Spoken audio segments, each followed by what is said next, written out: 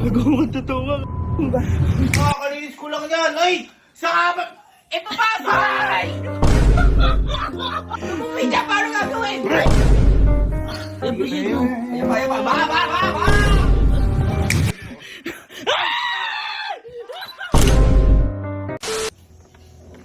Ano si? Alo, tawag kayo ni mama.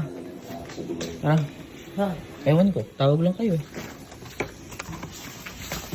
Ano ba? Uy, tara. Baka makita kayo dyan. Tara. Dito, bitch ko. Hindi, boy. Boy, kahapon kasi nakita ko si kuya. Boy, naglilinis ng kama niya. Hindi siguro. Boy, akala ko nga may sakit. Ano yan? Boy, ba't na may sakit ka ba? Ngayon ka lang naglinis ng kama mo. Kita mo.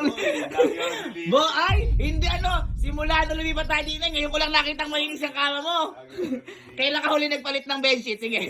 3 months. Oh, 3 months. Ano 3 months? Yan pa rin yan. Kita mo, kama mo lang malinis. Ang dumi pa rin dito. Ayan kita mo, napakadumi. Dumi yan eh. Napakadumi din yun, kita mo. Diba, hinihigaan ko ba yan? Okay ako. Yan lang nililinis mo? Boy, Ano? kasi nakangati na yung likod ko. Sabi ko na sa'yo. Kaya pag hihiga ako dyan, Paano kayo higa? dapat malulukot. Uy, straight lang. Kasi kailangan tumagal ito 3 months. Kadiri ka kuya. Di ka nagpapalit. Mas kayo dito. Pambirang yan. Mas kayo. Ang dumi pa rin dito.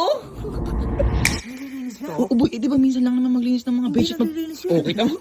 Boy, ewan ko lang ngayon kasi alam mo naman yun, magulo magbahay yun, magulo. Dito lang. Boy, yan lang naman niya, inano niya. Yan lang boy, nilinis niya. Oh. Oh, di ba? Sabi ko nga sa inyo, boy, yan lang boy, nilinis. Pero tingnan mo, iba napakadumi.